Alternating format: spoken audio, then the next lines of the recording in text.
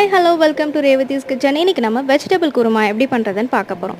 இதுக்கு தேவையான பொருட்கள் என்னன்னு பார்த்தீங்கன்னா, அரைக்கிறதுக்கு தேங்காய் பாதி மூடி, பச்சை மிளகா 3, முந்திரி 5, கசகசா 1 டீஸ்பூன், சோம்பு 1 டீஸ்பூன், கிராம்பு 3, பட்டை 1 இன்ச்சு, கடலை 1 டேபிள் ஸ்பூன், தாளிக்கிறதுக்கு ஜீரகம் 1/4 டீஸ்பூன், பிரிஞ்சி 2, வெங்காயம் 1, தக்காளி 2, மஞ்சத்தூள் 1/4 டீஸ்பூன், மிளகாய்த்தூள் 1 டேபிள் ஸ்பூன், தனியாத்தூள் 1 டேபிள் ஸ்பூன், பீன்ஸ் 5, கேரட் 1, உருளைக்கிழங்கு 1, கறிவேப்பிலை, கொத்தமல்லி, உப்பு, எண்ணெய்.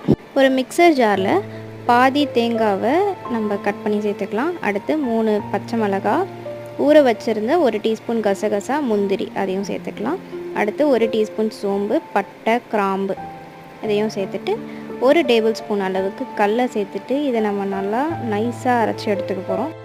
அடுத்து ஸ்டவ் மேலே ஒரு குக்கரை வச்சு அதில் 3 டேபிள் ஸ்பூன் அளவுக்கு எண்ணெய் விட்டு ஜீரகம் 1/4 டீஸ்பூன், பிரிஞ்சி இலை 2, கறிவேப்பிலை கொஞ்சம், அடுத்து ஒரு பெரிய சைஸ் வெங்காயத்தை நீல வாக்கில் கட் பண்ணி எடுத்துருக்கேன். அதையும் நம்ம இதில் சேர்த்துடலாம். வெங்காயம் கொஞ்சம் லைட்டாக ஃப்ரை ஆனதும் இதில் ஒரு 1/2 டீஸ்பூன் அளவுக்கு இஞ்சி பூண்டு பேஸ்ட் சேர்த்துட்டு இஞ்சி பூண்டோட பச்சை வாசனை போகிற வரைக்கும் இதை நல்லா ஃப்ரை பண்ணிக்கலாம். அடுத்து இதுக்கு ஒரு 2 சின்ன சைஸ் தக்காளியை நீல வாக்கில் கட் பண்ணி எடுத்திருக்கேன். அதையும் நம்ம இதில் சேர்த்துடலாம். தக்காளி பார்த்திங்கன்னா ரொம்பவே நல்லா வதங்கணும். அதுக்கு தேவையான உப்பு, மஞ்சத்தூள் சேர்த்துட்டு இதை மூடி வச்சு கூட நம்ம நல்லா வதக்கிடலாம். இப்போ பார்த்திங்கன்னா தக்காளி நல்லா வெந்துருச்சு. இந்த டைமில் 1 டேபிள் ஸ்பூன் மிளகாய்த்தூள், 1 டேபிள் ஸ்பூன் தனியாத்தூள் இது எல்லாத்தையும் போட்டுட்டு இதோட பச்சை வாசனை போகிற வரைக்கும் நம்ம நல்லா வதக்கிடலாம். இது கூட காய்கறியை நம்ம இப்போ சேர்த்துடலாம்.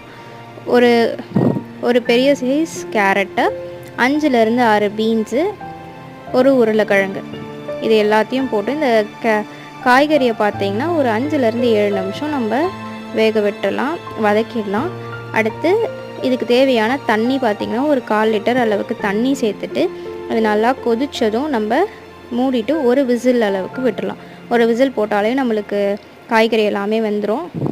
இப்போ பார்த்திங்கன்னா காய் நல்லாவே வெந்துருச்சு. இந்த டைமில் நம்ம அரைச்சி வச்சுருந்த நம்ம தேங்காய் பேஸ்ட்டு நம்ம இதில் ஆட் பண்ணிடலாம்.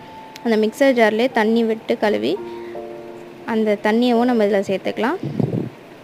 அவ்வளோதான். இந்த தேங்காய் வந்துட்டு ரொம்ப நேரம் கொதிக்க விடாமல் ஒரு 3லேருந்து 5 நிமிஷம் கொதித்ததும் ஸ்டவ் ஆஃப் பண்ணிவிட்டு மேலே கொத்தமல்லி தூவிட்டோன்னா அவ்வளோதான், நம்மளோட vegetable kurma ready. Thanks for வாட்சிங். Subscribe to Revathi's kitchen.